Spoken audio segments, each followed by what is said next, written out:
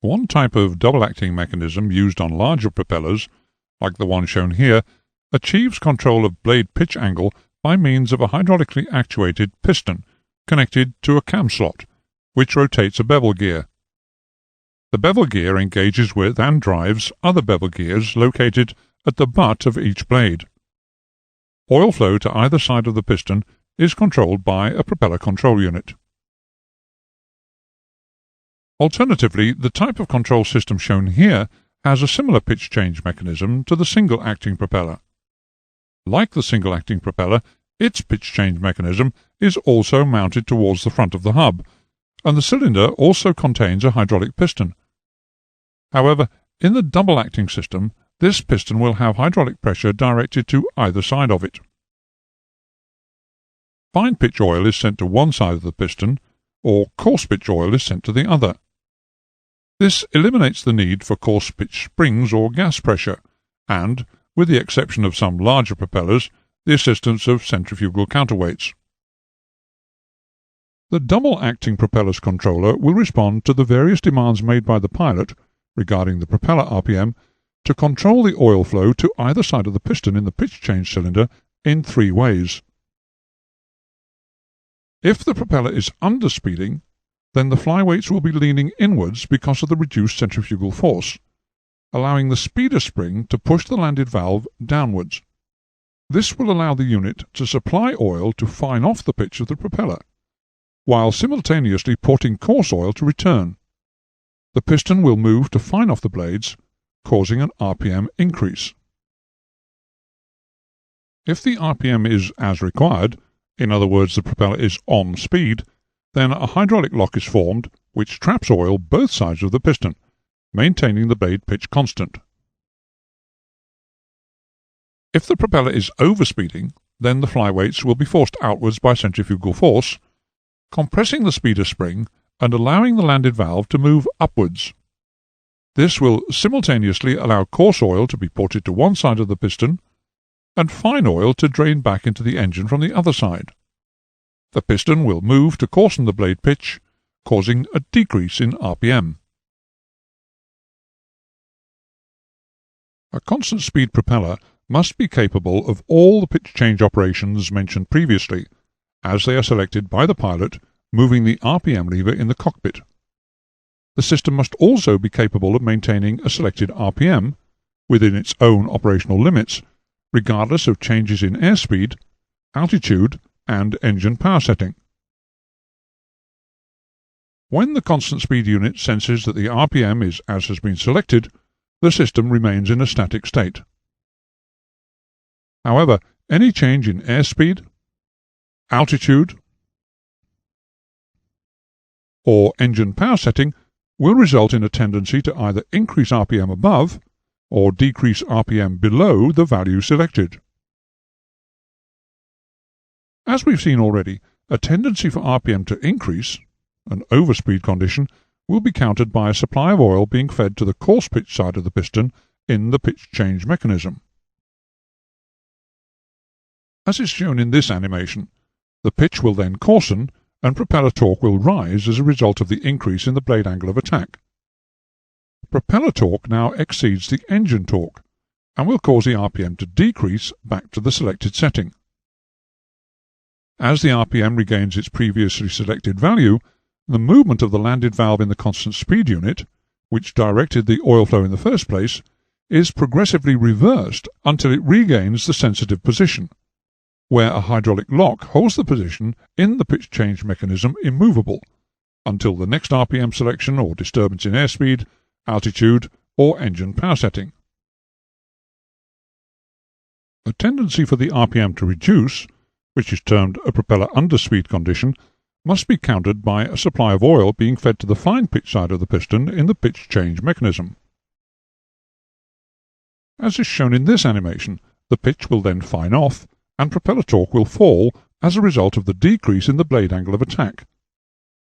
Propeller torque is now less than the engine torque and will cause RPM to increase back to the selected setting. As RPM regains its previously selected value, the movement of the landed valve in the constant speed unit, which directed the oil flow in the first place, is progressively reversed until it regains the sensitive position, where a hydraulic lock holds the piston immovable until the next RPM selection or disturbance in airspeed, altitude, or engine power setting. Should an engine fail in flight, its propeller control unit would sense a drop in RPM, and, in an attempt to maintain the pilot's selected RPM level, would move to the underspeed or fine pitch position. Centrifugal moments acting on the blade would cause it to rotate towards fine pitch. This would result in the propeller being put into a windmilling situation, with its pitch change piston abutting the fine pitch stop. The immediate result of this would be a very large asymmetric drag, which would yaw the aircraft violently towards the failed engine. A second possibility, if the propeller continued to windmill and drive the engine, could be a complete mechanical breakdown of the engine, and even an engine fire. So, to minimize drag, and also to prevent further possible damage to the engine and the aircraft, some propellers, particularly on multi-engine aircraft, are provided with a means of turning the blades edge-on to the air flowing over them. In this edge-on position, where no aerodynamic force is generated either forwards or backwards, the propeller will cease to rotate. This action is called feathering the propeller. If the engine had actually failed, there would be no requirement to unfeather its propeller. However, propeller manufacturers usually provide an unfeathering facility, by means of which, if appropriate, an engine restart may be attempted. This may be a requirement following asymmetric flight practice. The operating principle of the propeller control unit incorporated in a feathering propeller is similar to that previously discussed, in that the unit contains an oil pump to boost oil pressure delivered from the engine or reduction gearbox, and a hydromechanical governor for RPM control. There is, however, the addition of a feathering mechanism, the operation of which will be discussed progressively throughout the lesson. Control units with feathering mechanisms may be found on both turboprop or reciprocating aero engines. Dependent on the manufacturer and type of propeller system, the controller may be known as a propeller governor, a constant speed unit, CSU, or a propeller control unit, PCU. For the remainder of this lesson, we'll refer to the unit as the propeller control unit, or PCU. The controls available to the pilot are, again, dependent on type. Most spark ignition piston engines, and many turboprop engines, are equipped with a twin-lever cockpit arrangement, whereby the pilot has separate engine power and propeller control levers. In this arrangement, propeller feathering can be manually achieved by moving the propeller control lever to the feather position, or on some aircraft, by means of a separate feather lever. Some turboprop engines utilize a single lever arrangement, whereby the pilot is provided with a power lever only. In this arrangement, propeller pitch, RPM, and engine fuel flow, power, are simultaneously adjusted. Feathering may be achieved by moving the engine high-pressure fuel cock to the feather position. New generation reciprocating engines equipped with Full Authority Digital Engine Control, or FADEC, also use a single lever arrangement, whereby the pilot selects the required power setting and the propeller pitch angle is controlled either electronically by an electronic engine control unit or by a hydromechanical control unit. This diagram illustrates that the propeller control unit may contain a number of components which are additional to the basic constant speed system that we discussed earlier. The feathering mechanism provides a means of manually lifting the landed valve to the overspeed or coarse pitch condition when the appropriate control is moved to the feather position. The actions required to feather a propeller are dependent on the type of engine and propeller combination and the type of aircraft they are installed in. For single-acting propellers, this normally involves moving the propeller condition lever, or RPM lever, to the feather position. Moving the appropriate lever to the feather position mechanically lifts the landed valve against the speeder spring to its highest position, thereby simulating an exaggerated overspeed condition. The landed valve will remain in this position until the feathering control is moved back to its normal position. Any oil in the pitch change cylinder can now drain away, allowing the spring or gas pressure, assisted by counterweights, to move the piston onto the feathering stop. To unfeather the propeller, the speeder spring tension is released by moving the propeller control lever to a position comparable to that of the serviceable engine, which of course is running at normal operating RPM. This moves the landed valve down and connects the reserve oil pressure line to the fine pitch side of the propeller pitch change cylinder. A reserve of oil pressure may be supplied by means of an accumulator, which is charged continuously during normal operation. By activating a release valve, oil pressure from the accumulator is directed to move the pitch change piston to fine pitch. Alternatively, some systems may utilize an electrically operated unfeathering pump, or, on some smaller systems, the engine may require motoring over on the starter to build up sufficient oil pressure. Once the propeller blades have moved away from the feathered position, the propeller will start to windmill, and as long as the engine has fuel and ignition, it should start.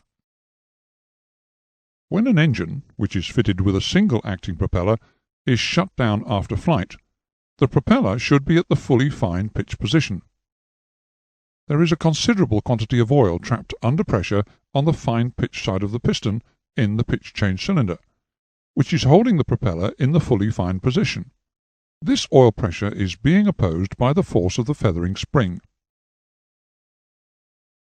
After engine shutdown, the trapped pressure will gradually leak away past the landed valve in the constant speed unit. As this trapped hydraulic pressure leaks away, the feathering spring is able to slowly push the propeller blades towards the fully feathered position.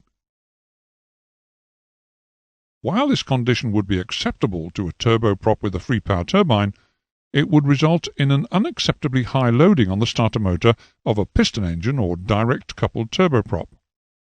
So, to prevent the feathering spring pushing the blades all the way to the feathered position, on those engines where a feathered propeller would cause stress on startup, centrifugal latch pins are incorporated in the pitch change mechanism. The latch pins are held disengaged by centrifugal force while the engine is running. As the engine RPM reduces, small springs behind the latch pins overcome centrifugal force, and they are allowed into contact with the piston mechanism. Typically, the value of the RPM at which the latch pins become engaged is around 650 to 700. After engine shutdown, the latch pins engage with a groove in the piston mechanism, which locks the piston. This prevents it from being pushed beyond a predetermined blade angle, and further into the feathered position by the feathering spring. When the engine is started and RPM increases, centrifugal force will disengage the latch pins. Fine pitch oil will quickly build up and hold the propeller against the fine pitch stop. Note that if a propeller-engine combination does have a centrifugal latch mechanism fitted, it may become impossible to feather the propeller of that engine once its RPM has fallen below the latch setting value. This is because once they are engaged, the latch pins can prevent the piston being moved any further by the feathering spring. It is thus extremely important to complete the feathering drill before the RPM decays below this figure.